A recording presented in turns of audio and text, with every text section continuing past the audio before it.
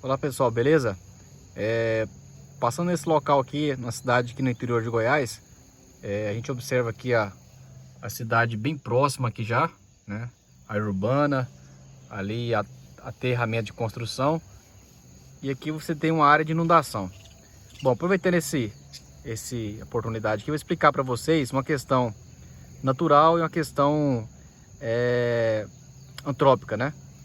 Bom, primeiramente temos aqui nessa imagem, você consegue observar lá no fundo uma mata, e eu não consigo dar um zoom aqui, mas logo na frente aqui tem uma corredeira.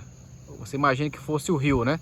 Mas na verdade o rio está atrás, tá do lado daquela mata lá no fundo. Bom, primeiramente nós temos uma situação seguinte, o que se dá a formação disso aqui? Primeiro você tem que entender o que é bacia hidrográfica, né? A bacia hidrográfica nada mais é do que, como o próprio nome diz, uma bacia onde você tem o escoamento de águas, né, de partes altas para partes mais baixas. Esse escoamento dar-se-á, pode ser pelas próprias chuvas, né, ou até mesmo por nascentes, né, e onde é o encontro dessas águas na parte mais baixa, ocorre a formação de lagoas, de lagos e de rios e de córregos, como o caso desse aqui, né. Então o conjunto, o encontro dessas águas, né, a gente denomina que todo esse complexo aí chamado de bacia hidrográfica, que vai dar origem a um rio. E geologicamente, pessoal, esse rio, ao longo de sua história, nós temos ecossistemas aí que tem cerca de 3 milhões de anos, né? Ecossistemas mais novos, com 1 milhão de anos, e assim por diante. Em alguns ecossistemas, os rios, os córregos, eles estão em processo evolutivo de mudança, né? De formação ainda. Então, alguns córregos e rios tendem a ter uma sinuosidade no seu leito. Córregos sinuosos, né? Onde o leito procura ali uma formação para se estabilizar. Nesse contexto, podemos observar o seguinte, que o córrego, ele tem o seu leito principal, né? E o seu leito secundário. O seu leito principal, que é o leito menor, né? É o leito por onde corre a água da chuva, né? A água da chuva, a sua água todo o período do ano, período de seca também. E esse leito maior seria o leito onde é o extravasamento da água do leito menor, que é o secundário. O que a gente tem que entender? O que seria enchente? A enchente seria quando o leito menor do rio, que está bem atrás daquela mata lá, o leito menor passa ali. Quando esse leito menor ele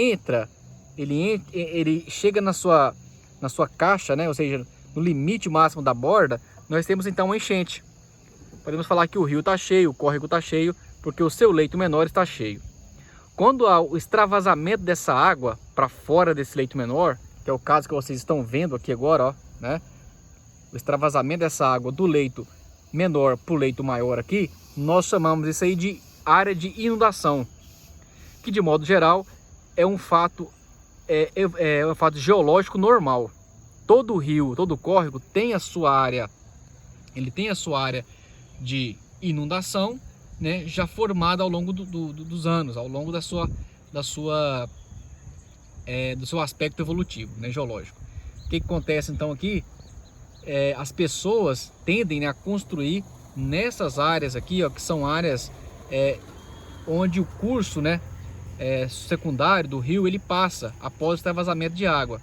Você pode observar aqui, ó, que tem ali, ó, uma casa, né, dentro dessa área aqui, ó, que é a área secundária do córrego. Aqui observamos que nessa parte secundária não tem APP, ou seja, não tem área de preservação permanente. A área de preservação permanente é a área que protege as beiras dos rios, córregos, lagos, topo de morro acima de 45 graus e assim por diante. São consideradas áreas de preservação permanente.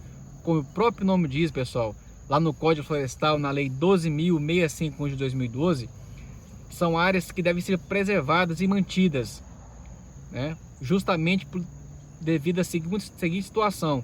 São essas áreas, como você pode ver lá no fundo, lá, que garantem a estabilidade geológica do solo, a condição a situação de complexidade hidromórfica do solo, garante então, por exemplo, a produção de frutas, de frutos para as espécies da ictiofauna, né, que vivem no rio, filtram esse resíduo, né, originário das partes superiores, ou seja, ela vai servir como um cílio mesmo, né, proteger ali o rio, né, desses intempéries antrópicos das regiões circunvizinhas aí do rio, né. Nesse caso aqui, nós observamos que toda a área de APP deste lado aqui, ela foi removida pelo ser humano. Então, nós temos situação de enchente, inundação, que é uma situação natural. E a partir do momento que você tira as árvores desse local, que já é uma ação antrópica, você tem menos encharcamento do solo, a água vai dificultar a infiltração da água no solo, né? O que você pode observar aqui nessa situação, né? Tem poucas árvores aqui, boa parte é capim, de origem antrópica, que foi introduzido pelo homem para a criação de pasto. Aqui do lado nós temos, ó, lixo urbano, é um dos impactos ambientais causando aí poluição da água, né? Área de pasto para o gado. Então, ou seja, houve toda uma antropização desse local, o que está em dificuldade. A água tem subido bastante aqui nesse local, né? Chegando a invadir algumas casas aqui próximo. E aqui acontece uma situação, piora a situação por causa da ação do homem, né? Porque a priori essa aqui era uma área de inundação. Então aqui tinha uma APP bem antes de construir a cidade, construir o bairro, né? Então o homem chegou aqui, mudou esse ambiente e agora ele sofre aqui com as consequências da enchente, né? Da inundação. Aliás, da inundação. E causando alagamento das casas que ficam aqui embaixo. Nesse caso aqui, essa é a parte mais baixa, né? Onde eu estou falando, eu consigo mostrar para vocês com a câmera aqui. Mas atrás aqui, temos uma parte de morro, que é a cidade. E a drenagem da água vem toda aqui para essa parte mais baixa. Então você já tem a consequência natural do enchimento do rio, do extravasamento do seu leito menor para o leito maior, que é esse que vocês estão vendo aqui, mais, né, a drenagem da cidade que vem para cá. E aí as casas que ficam próximas a essa área aqui, elas são alagadas, correto?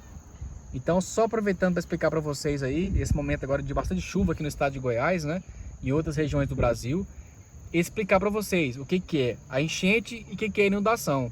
A enchente é o que então? É quando o leito menor do rio, do córrego, está no seu limite máximo. Quando ele ultrapassa esse limite máximo, a gente chama isso de leito de inundação, que é o que a gente está vendo agora aqui, ó. Esse aqui é o leito secundário do rio, ó. Normal, aqui tinha que ter floresta, área de preservação permanente, e não tem. E a lei de crimes ambientais, né, a lei 9.605 de 98, ela fala na seção de crimes contra a flora, né, o crime, né, de desmatamento, de corte, supressão de vegetação, de preservação permanente. Tem um artigo específico para quem comete lá, né, o crime de degradação em área de preservação permanente, justamente porque são essas áreas que garantem, né, a estabilidade geológica e hidrológica dessas áreas aqui que vocês estão vendo agora. Quando o ser humano remove isso aqui, a água não consegue filtrar, né? E ela consegue causar um grande estrago aí, tanto da bacia hidrográfica quanto para a população que dela depende. Correto, pessoal? É uma simples dica rápida para vocês aí sobre enchentes, né? Inundação e contrapartida com efeitos antrópicos aí provocados pelo homem.